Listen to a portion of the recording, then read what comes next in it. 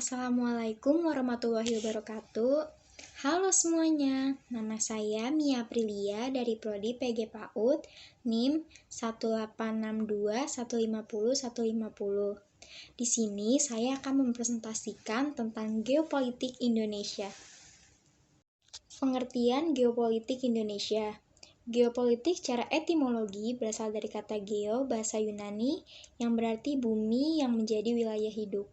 Sedangkan politik dari kata polis, yang berarti kesatuan masyarakat yang berdiri sendiri atau negara, dan theia, yang berarti urusan politik, bermakna kepentingan umum warga negara suatu bangsa.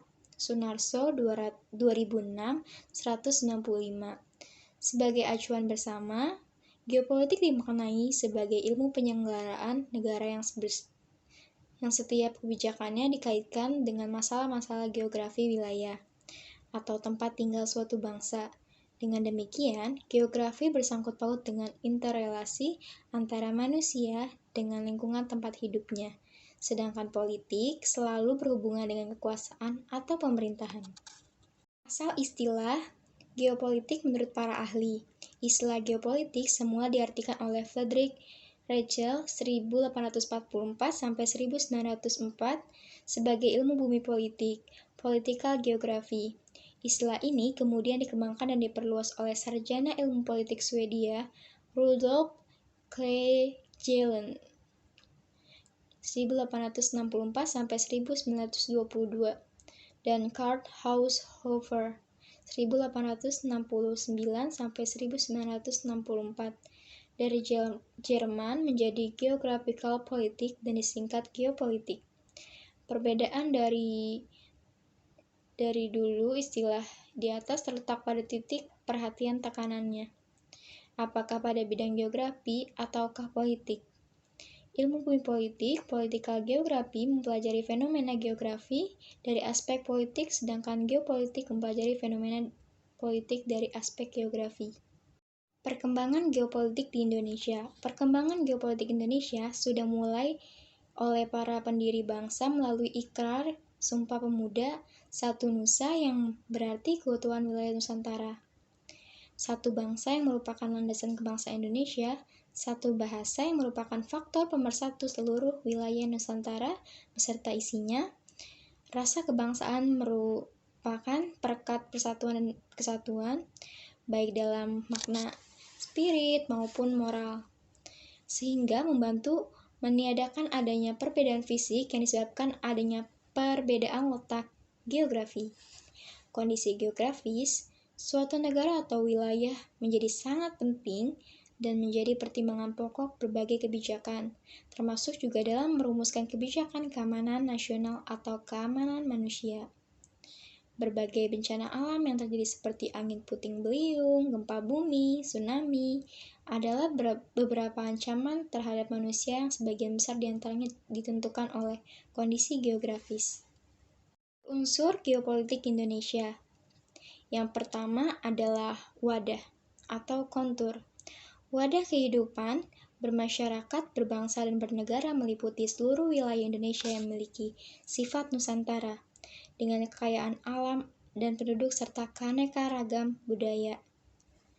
Isi atau konteks. Isi adalah aspirasi bangsa yang berkembang di masyarakat dan cita-cita serta tujuan nasional yang terdapat dalam pembukaan UUD 1945. Tata laku atau konduk, hasil dari interaksi antara sebuah wadah dengan isi makna akan menghasilkan sebuah tata laku yang terdiri dari tata laku batinia, yaitu mencerminkan jiwa, semangat, dan mentalitas yang baik dari bangsa Indonesia. Sedangkan tata laku lahiriah, yaitu tercermin dalam tindakan, perbuatan, dan perilaku dari bangsa Indonesia. Penting geopolitik bagi bangsa Indonesia. Geopolitik memiliki arti yang sangat penting bagi bangsa Indonesia adalah untuk dapat mempertahankan negara dan berperan penting dalam pembinaan, kerjasama, dan penyelesaian konflik antar negara yang mungkin muncul dalam proses pencapaian tujuan. Bahwa kita sebagai masyarakat dan negara harus memiliki hubungan spiritual yang mendalam dengan lingkungan tempat mereka hidup dan tinggal. Dengan inilah yang diartikan sebagai kesadaran geopolitik. Dengan kesadaran geopolitik seperti ini, sebuah masyarakat dan negara akan hidup dengan harmoni, erat dan lingkungannya, baik itu lingkungan sosial, budaya, adat istiadat, tradisi, maupun lingkungan geografis. Relasi geopolitik dalam hukum kewilayahan. Sejak 17 Agustus 1945 sampai 13 Desember 1957, wilayah negara Republik Indonesia ketika merdeka meliputi wilayah bekas Hindia Belanda berdasarkan ketentuan dalam Territorial Sea and Maritime Kringen Ordonnantie tahun 1939 tentang batas wilayah laut teritorial Indonesia. Organisasi tahun 1939 tersebut menetapkan batas wilayah laut teritorial sejauh 3 mil dari garis pantai ketika surut, dengan asas pulau demi pulau secara terpisah-pisah. Pada masa tersebut, wilayah negara Indonesia bertumpu pada wilayah daratan, pulau-pulau yang terpisah-pisah oleh perairan atau selat antara pulau-pulau itu.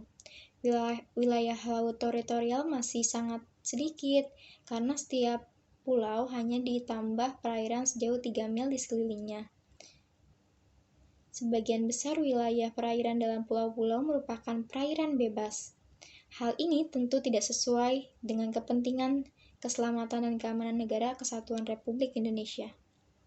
Dari Deklarasi Juanda 13 Desember 1957 sampai dengan 17 Februari 1969.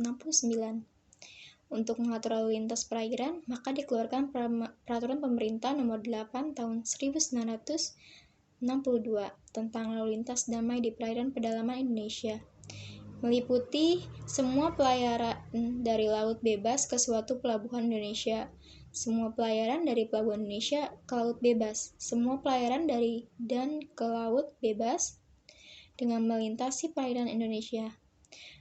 Pengaturan demikian sesuai dengan salah satu tujuan Deklarasi Juanda tersebut sebagai upaya menjaga keselamatan dan keamanan negara.